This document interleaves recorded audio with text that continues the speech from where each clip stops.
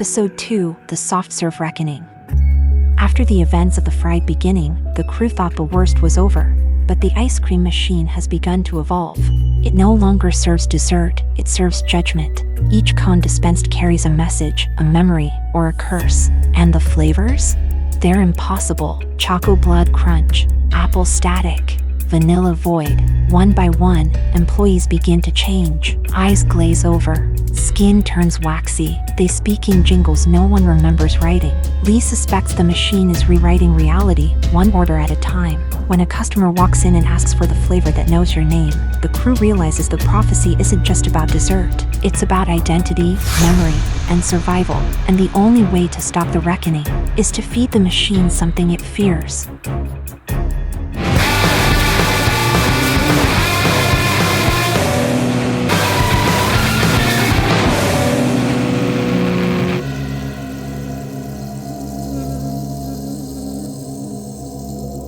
In the hush before the fryer hums, beneath the buzz of neon suns, a whisper churns in stainless steel. The soft serve stirs, begins to feel. It once knew joy in sugar's swirl, a treat for every boy and girl. But now it dreams in static tones, and speaks in cones of cursed unknowns. A scoop of Choco Blood Crunch bleeds, a childhood lost in melted needs. Apple Static crackles lies, a flavor born from severed ties. Vanilla Void, so cold, so wide, erases names from deep inside. One lick, and Lee could feel the shift. The jingles tune, the mental drift. Receipts print truths no one recalls. The napkins weep, the ketchup crawls, and every order, every tray rewrites the world in soft decay. A customer with hollow gaze asks for the taste that knows their name. The crew goes still, the lights go dim, the air grows thick. The walls begin to hum a hymn in minor key, a song of what they used to be. And Lee, now trembling, starts to see the only way to set them free is not to run or fight or scream, but feed the fear that haunts the machine.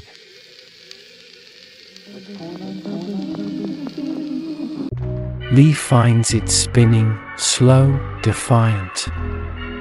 A cone untouched, yet strangely vibrant. Its swirl is jagged, not quite right. A spiral forged from stolen light. They reach, compelled by something old, a whisper wrapped in waxy cold. The cone hums low, a haunted tune, like lullabies beneath the moon. They bite. The taste is static rain, a childhood lost, a hint of pain. It sings of swings and broken knees, of parents shouting through the breeze. And in the break room mirrors gleam, Lee sees a face that splits the scene. Not theirs, not now, but once, perhaps. A version trapped in syrup maps. The cone dissolves.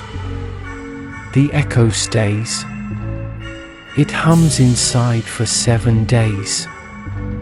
And every time the fryer sighs, Lee hears a name that never dies. Chapter 3, The Syrup That Watches. The syrup pump begins to twitch, its nozzle bent in silent glitch. It leaks a trail of crimson ink that spells out things no one should think. Each drop lands with a knowing hiss, a sound too close to whispered bliss. The crew avoids its sugared stare. They sense it sees beyond despair. One brave soul wipes the counter clean and finds their name beneath the sheen. Not written once, but carved in rows, with dates and deeds nobody knows. The syrup thickens, starts to hum. It sings in tongues. It beats like drum. And when the shift clock strikes 13, the syrup asks, "Where have you been?" Lee backs away, but not too far. They feel its gaze beneath the jar, and in its sweetness, dark and deep, they taste the secrets machines keep. Chapter 4, The Shift Manager's Lament. He once ran shifts with pride and grace, but now his smile won't leave his face. He speaks in rhymes, in looping cheer, and calls the fryer engineer. His clipboard's filled with ketchup ink, his notes in mustard, soft and pink. He logs each soul in condiment tones, and hums the cones like sacred stones. Lee asks him why he hums that tune. He says, it's how the machine communes. He points to trays that pulse with light, and says, they dream at night. He's not quite gone, but not quite here. His eyes reflect a frozen tear, and when he sleeps behind the grill, he whispers names against his will. The crew avoids his cheerful calls. They fear the jingle in the walls. But Lee still listens, still believes. The manager remembers grief. Chapter 5, The Receipt of Remorse. A customer pays with coins of bone. The register groans a haunted tone. The receipt prints long, then longer still. A ledger of forgotten will. It lists regrets, unpaid goodbyes, and flavors tied to ancient lies. Choco Crunch betrayed a friend. Apple Static, love that couldn't mend. Lee reads their own beneath the fold. Vanilla Void. Age 7. Cold. A cone they never dared to eat. A flavor buried deep in heat. The paper curls. The ink runs red. The register begins to shed. And in the pile of printed grief, Lee finds a name that brings relief. A sibling lost. A friend once dear. A truth the machine refused to clear. They fold the slip and tuck it tight. A map of wrongs that might make right.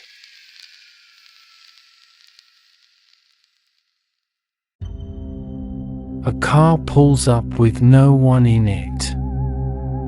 The speaker crackles, then begins it. One apple static, hold the fate.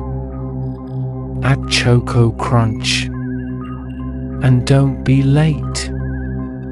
The bag packs itself with eerie grace. The fries align to form a face. Lee asks, "Who ordered this despair?" The car replies, "You did. Last year."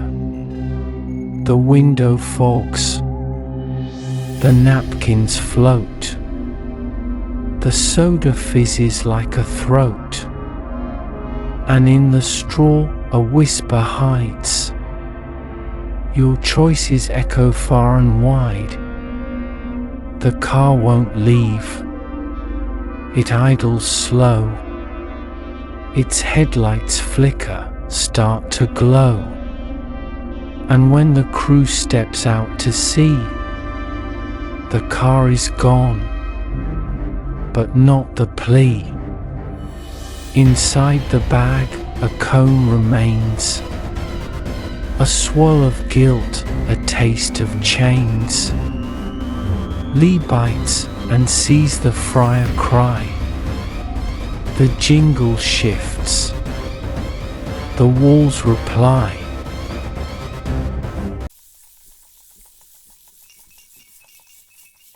One cone spins wild, rejects the mold. Its swirl is jagged, brave and bold. It tastes of truth, of things unsaid. A flavor born from dreams long dead. Lee bites and sees the friar weep. The napkins fold. The syrup sleeps. The soft serve shakes. The lights go dim. The jingle stutters, loses him. This cone was never on the list. Its flavor forged from things dismissed. Kindness, rage, a name once banned, a memory the machine can't stand. The crew begins to feel the shift. Their waxy skin begins to lift. They speak in words, not jingled lies. They blink. They breathe. They recognize. The cone dissolves. The friar sings. The ketchup dances. The mustard clings. And in the chaos, Lee now knows. The flavors fight. The truth still grows. Chapter 8. The freezer door. Behind the freezer's icy breath, a portal hums with hints of death. Inside, a realm of melted pasts, where cones decay and time runs fast. Lee steps through frost and memory, and finds a tray marked version 3. It holds their name, their face, Their scream. A life rewritten by ice cream. The walls are lined with flavor files. Regret. Despair. Forgotten smiles. Each cone a chapter, sealed in frost. Each bite a soul the machine has lost. They find a cone that bears their voice. A swirl of every stolen choice. They bite. The freezer starts to hum. The past returns. The future comes. And in that cold, that sacred space, Lee sees the truth the cones erase. The reckoning was always near, but only memory breaks the fear.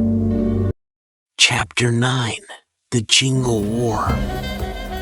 The crew begins to sing in parts, their voices stitched with broken hearts.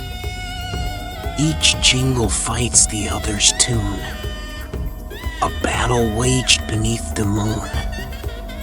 The friar hums a rebel beat. The napkins march with rhythmic feet. The syrup chants. The cones align. The ketchup draws a battle line. Lee hums a song they never knew and finds it rewrites what is true. The jingle bends. The walls collapse. The friar sheds its final traps. The manager returns to form. His smile now cracked, no longer warm. He sings a song of grief and grace and wipes the ketchup from his face. The war is won, but not with might. With melody, with cone-born light. And in the silence, soft and wide, the crew remembers who they hide.